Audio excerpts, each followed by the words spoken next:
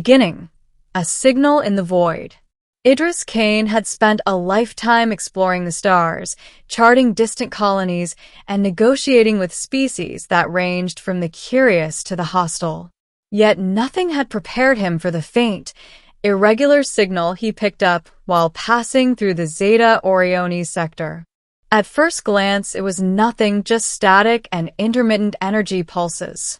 But the patterns were too precise, too rhythmic to be random. Idris adjusted the sensors, translating the signal through the universal translator.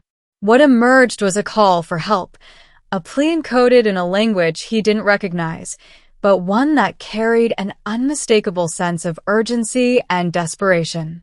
His curiosity outweighed caution. He piloted his small exploration craft toward the source, a planet shrouded in violet mist and glowing crystalline forests. Atmospheric readings were unstable, but Idris knew he couldn't ignore the signal. The surface of the planet revealed a scene both beautiful and perilous. Jagged crystal spires pierced the skies, rivers of luminous liquid flowed between the cliffs, and in a clearing, a lone figure ran from a pack of shadowy predators. She was extraordinary.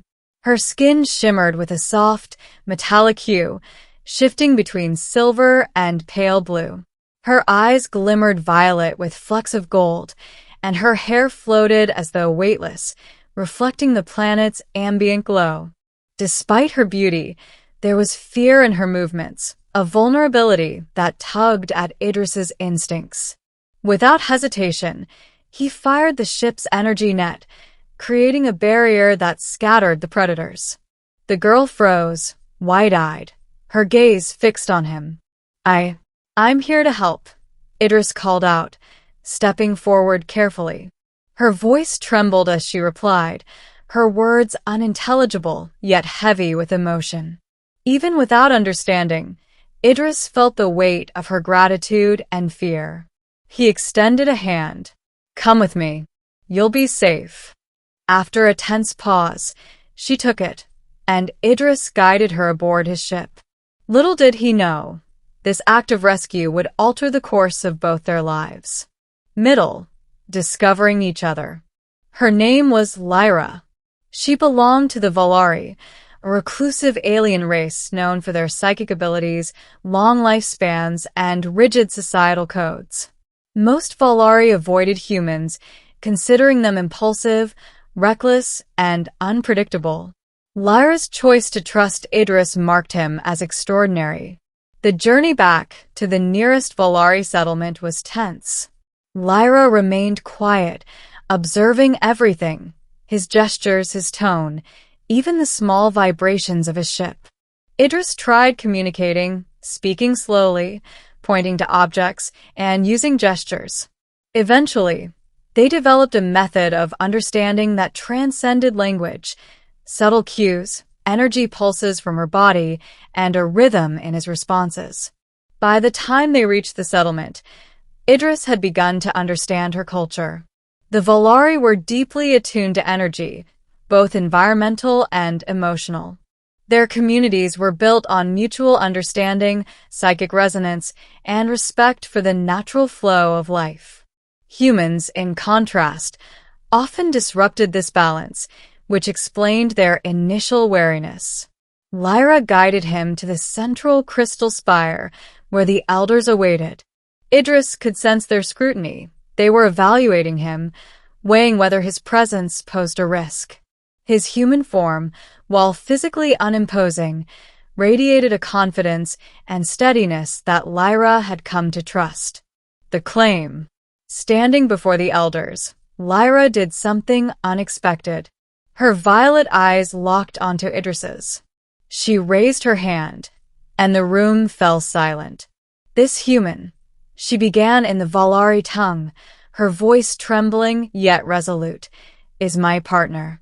He saved me when all others would not. From this day forward, he is bound to me as mine. The council murmured among themselves, shocked.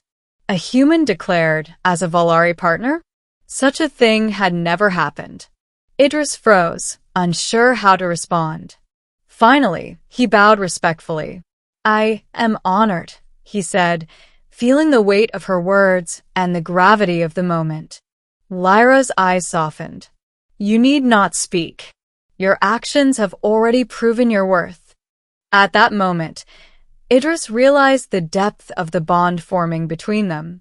Being claimed as hers wasn't merely symbolic, it was a commitment, a recognition, and a merging of destinies. Learning the ways of the Vaelari. In the days that followed, Idris immersed himself in Vaelari culture. Lyra taught him how to attune to the subtle currents of energy around the settlement, how to navigate their psychic protocols, and how to respect the customs of a people who valued harmony above all. The deeper he delved into her world, the more he admired it, and the more he appreciated her. Lyra was intelligent, brave, and patient, guiding him through complex rituals and psychic exercises with a gentle determination. One night, as they practiced harmonizing their energy near a river of glowing liquid, Lyra paused. Her eyes glimmered. "Few humans can attune so quickly." "You'd surprise me," she said. "It's easier with a teacher," Idris replied, smiling.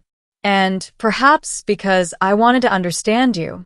A pulse of energy surged between them, a tangible acknowledgement of their growing bond. It was a connection that went beyond words, beyond species. The threat emerges. Their bonding was interrupted by a sudden crisis.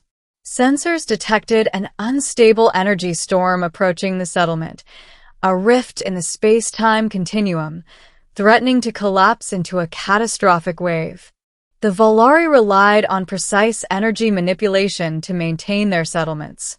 If Idris had not been attuned to Lyra's guidance, disaster would have been inevitable. Together, they coordinated the defenses, blending human improvisation with Vaelari precision. As the storm raged, Idris felt the true meaning of being claimed as hers. This wasn't about ceremony or social protocol. It was about trust, interdependence, and shared responsibility. Every action, every decision, every pulse of energy between them mattered. By the time the storm passed, the settlement was intact, stabilized by their combined efforts. The elders, who had once doubted him, now regarded Idris with respect and gratitude, and recognition and a new life. After the crisis, the Vaelari Council held a formal ceremony. Lyra presented Idris with a crystalline ring, its facets glowing softly.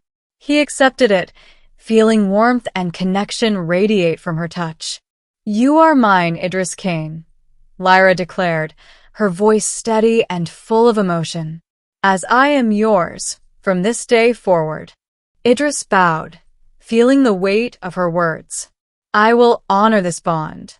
I will stand by you, Lyra, and your people." The elders nodded, acknowledging the unprecedented union. It symbolized a bridge between species, a hope for unity and collaboration.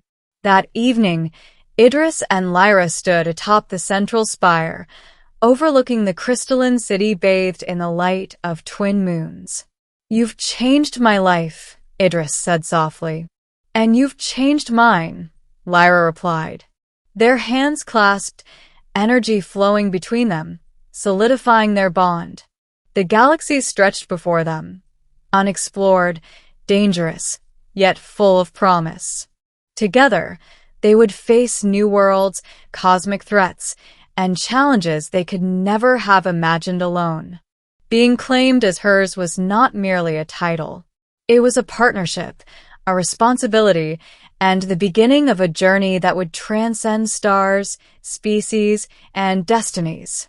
And Idris Kane, human explorer, felt finally at home, not just among the stars, but in the heart of the alien girl who had claimed him as hers.